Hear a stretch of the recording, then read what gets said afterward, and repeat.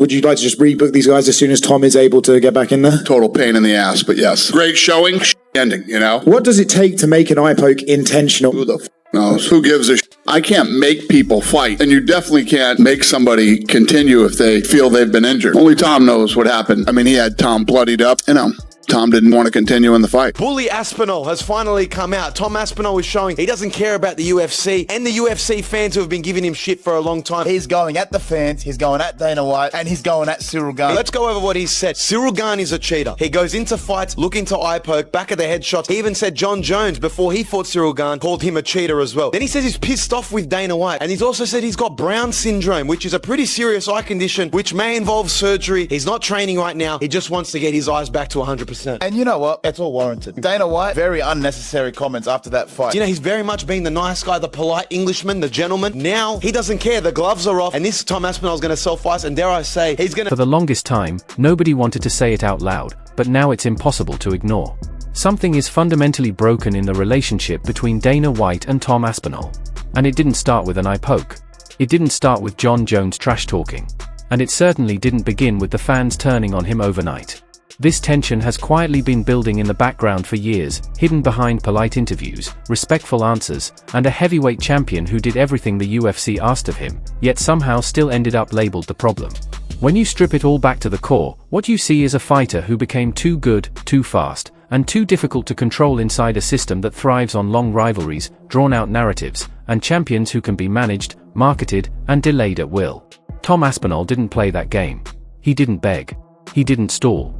He didn't talk his way into relevance. He showed up, accepted short-notice fights, knocked people out clean, walked away unscathed, and kept asking one simple question: what's next? And that's where the problem begins.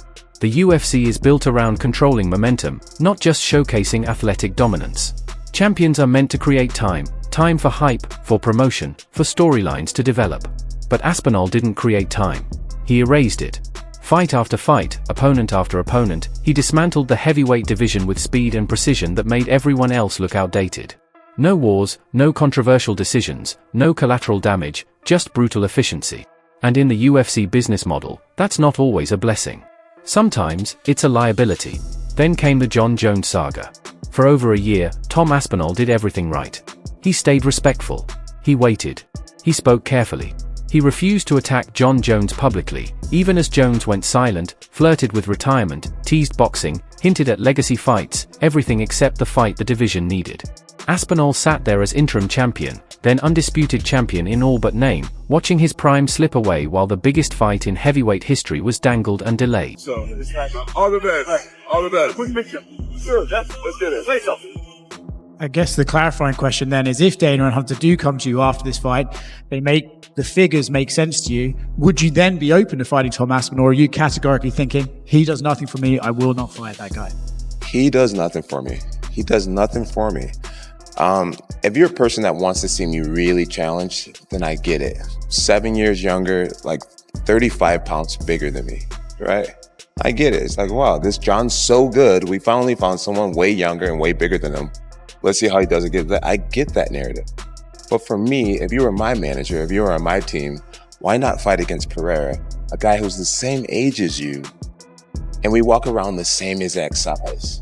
Business-wise, it makes more sense. Fight I'm going to call him this, fight the nobody that may be more dangerous, or fight the guy with all the accolades who's incredibly dangerous, but it actually will affect your legacy. Donald Trump mentioned that he wanted to have a fight at the White House Guard. That just seems like such a huge opportunity. I'm a very proud American. I have a lot of close friends that are in the military. Just to be able to entertain the country and the world at this level at the White House, it just means the world to me. So I'm back. It would be a blockbuster event. I think the whole world would come out. It's a big card you keep talking about that you want to be on, a White House card, right? Yeah, dude. Who do you want for that? You want Pereira? I'd like to fight Alex Pereira at the White House. I feel like he's incredibly respectful. I feel like he's a household name in America and MMA. Everybody knows who he is. He's a champion. He's in the conversation of being one of the greatest fighters of all time. It would be a blockbuster. blockbuster event. I think the whole world would come out. I beat many Brazilians over the course of my life. Either way that fight were to go, no one loses in that fight. It generates so many millions for the sport. There's just no losing when you have such high level people competing who respect each other. When you talk about the White House and having the greatest American fighter of all time, I mean, how can you have a White House card without literally the GOAT? And still, he stayed professional right up until the night everything exploded. When Aspinall finally stepped back into the cage against Cyril Gane, a fight many already expected him to dominate, the worst possible thing happened, an eye poke. A real one, not a glancing touch, not gamesmanship. A legitimate injury that immediately affected his vision, depth perception, and ability to safely defend himself at the highest level in the most dangerous division in the sport. Instead of protection, understanding, or caution, what followed was a smear. Suddenly, the narrative flipped. Overnight, the same fighter who had carried the heavyweight division on his back was labeled weak. Accused of quitting, mocked for prioritizing health over pride, and worst of all, dismissed by the very organization he had gone above and beyond to support. Dana White didn't frame it as an unfortunate injury. He framed it as a decision, a choice, something Tom supposedly opted to do. That distinction matters because in combat sports, quitting is shameful, injury is reality. And the UFC allowed those lines to blur, turning public opinion against one of the most professional champions they've ever had. Jon Jones seized on it immediately, firing shots, laughing, calling it soft, suggesting that real champions fight through anything, all while conveniently ignoring that he himself hadn't stepped into the cage against Aspinall when the division needed it most. That's when Tom finally broke. Not emotionally, not recklessly, but clearly. He explained the injury. He explained the damage. He explained the risk. For the first time, the mask slipped. This wasn't the calm, endlessly patient Tom Aspinall anymore. This was a champion who felt betrayed, by fans, by rivals, and most of all, by a promotion that had taken his loyalty for granted. And here's the part nobody wants to say out loud: Dana White doesn't hate Tom Aspinall because he's difficult. Dana White doesn't hate him because he complains. Dana White doesn't hate him because he's controversial. Dana White is uncomfortable with Tom Aspinall because he exposes the cracks in the system without trying. A heavyweight champion who finishes fights too fast. A champion who doesn't need hype. A champion who doesn't play politics. A champion whose team is openly discussing boxing options for the future. A champion who threatens Jon Jones' leverage. That combination is dangerous. Once the eye injury happened, once the perfect storm of delay, frustration, and public backlash collided, the relationship shifted permanently. This stopped being about one fight. It stopped being about one injury. It became about control, about narrative, about who the UFC can trust to carry their biggest division forward and who they quietly see as a problem waiting to happen. And that's only the beginning. Because once you understand why Tom Aspinall is seen as a risk, you begin to see why the UFC's treatment of him feels colder than it should, and why the next chapters of this story will get far more uncomfortable for everyone involved. Once you truly understand why Tom Aspinall makes people uneasy, the rest of the situation starts to make a disturbing amount of sense. This isn't just about politics or personalities anymore, it's about style. And Tom Aspinall's style is one of the most disruptive forces the UFC heavyweight division has ever seen. Heavyweight champions are supposed to be slow-burning stars. They're supposed to have wars. They're supposed to bleed. They're supposed to survive adversity, build legacies over time, and create moments that can be replayed, debated, and marketed for years. MMA champion, but you wanted a boxing champion. Boxing for sure. The money is more money. Yeah. More money. Why not? Would that be an outcome for him? No. He's 3 more fights on the contract now. Okay. So and I don't want to sign a new contract. Okay. Personally. So actually, why I'm actually a big fan of like Tom Aspinall as well. Oh yeah. You don't really see that anywhere, full stop, but definitely not in the heavyweight division. No heavyweight moves like him. No one moves like him. He moves like a 185er. It's crazy. It's nuts. With that kind of explosive and that power, it's crazy. Crazy speed for a heavyweight. The issue is Tom's almost too honest for his own good. First thing he says is, I can't see. First rule of Fight Club, even if you can't see, you got to give it 5 minutes. Don't say you can't see. But and Tom looked panicked. He goes, I can't fucking see. I can't see. Those words, I can't see, you're screwed. Now, when you say I can't see, they're supposed to stop it right then. Herzog was like, calm down, give it 5 minutes, let's get this wet towel on it. Then he comes back 2 minutes later, he's like, I can't fucking see. Okay, that's the second time. They should have canceled it right then. But he's like, all right, you got 2 more minutes, Bubba. Give him the wet towel. He goes, I still can't see. So, you can't fucking see. What are you gonna do? I mean, what do you do? It's a title fight. You can't see. You do exactly what Tom did. Because let's go through pros and cons. So you felt the pressure from the fans to come back compromised with one eye. You've taken 453 days off. There's all this talk about you and John, and John's ducking you. You fight Cyril Gahn, who's your toughest matchup on the feet yet, and you get head kick KO. This is what happens. The UFC uses that highlight for the rest of your career. Trust me, I know. They use it for the rest of your career. You lose the belt, so your pay goes down.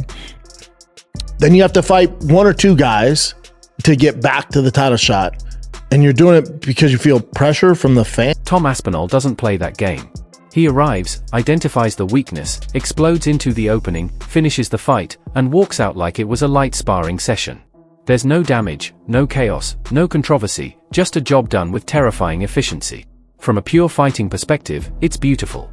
From a business perspective, it's a nightmare because Aspinall doesn't sell vulnerability.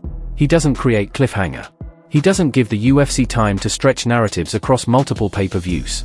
His athleticism collapses timelines. His speed erases build-ups. His grappling makes strikers panic. His boxing punishes sloppy footwork. His wrestling shuts down escape routes. And most importantly, his fight IQ means he doesn't take unnecessary risks just to entertain. That's why his matchup with Cyril Gane is so revealing. On paper, Gane is supposed to be the stylistic puzzle, the fluid mover, the technical striker, the future of heavyweight striking. But Aspinall breaks that illusion instantly.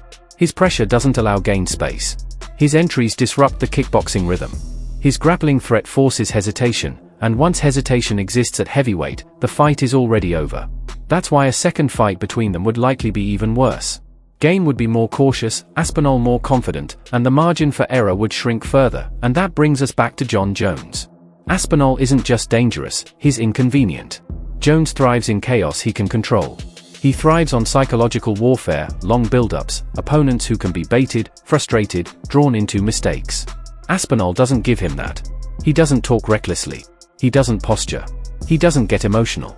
He just waits and stays ready. That's not a fun matchup for someone managing legacy, timing, and risk. When Jones finally started mocking and attacking Aspinall after the eye injury, it didn't come across as dominance, it came across as relief. Relief that circumstances had created distance. Relief that the fight wasn't happening on Aspinall's terms. Relief that the narrative had shifted away from one simple question: why didn't you fight him? Dana White felt that tension too. The UFC now sits on a heavyweight champion who might not fight immediately, who has suffered public damage to his reputation through no fault of his own, and whose team is openly discussing boxing, alternative routes, and leverage outside the UFC ecosystem. That's a nightmare scenario for a company built on exclusivity and control. And here's where the deeper fracture shows itself. Tom Aspinall represents a new kind of heavyweight star, one who doesn't need the UFC as much as the UFC needs him. He's young, articulate, technically advanced, healthy when not fouled, and fully aware of his value. When his father discusses boxing opportunities after a few remaining UFC fights, that's not fantasy, that's strategy. Heavyweights don't need long UFC careers anymore, they need leverage, timing, and cross-sport relevance. Francis Ngannou proved that. Tyson Fury validated it. And Tom Aspinall is watching closely. That's why Dana White's tone changed. That's why patience disappeared. That's why sympathy evaporated after the eye injury. Once a fighter becomes aware of their options, the balance of power shifts. And the UFC has never responded kindly to fighters who threaten the structure without even trying. The tragedy is that Tom Aspinall did everything right. He didn't burn bridges. He didn't demand special treatment. He didn't refuse fights. He didn't embarrass the company. He showed up every time. Yet the moment something went wrong outside his control, protection vanished. That's when fans started asking uncomfortable questions. That's when the heavyweight division started looking unstable. That's when the narrative stopped feeling organic and started feeling forced, and now we're here, a heavyweight champion injured, scrutinized, and quietly blamed. A Jon Jones who speaks louder after the danger has passed. UFC leadership caught between business stability and competitive integrity. And a future where Tom Aspinall may no longer be willing to play the role of the endlessly patient good guy. Once a fighter realizes that loyalty isn't rewarded, only leverage is, the whole dynamic changes. The next time Tom Aspinall steps into a cage, whether in the UFC, a boxing ring, or somewhere the promotion can't control, the consequences of how this situation was handled will be impossible to ignore.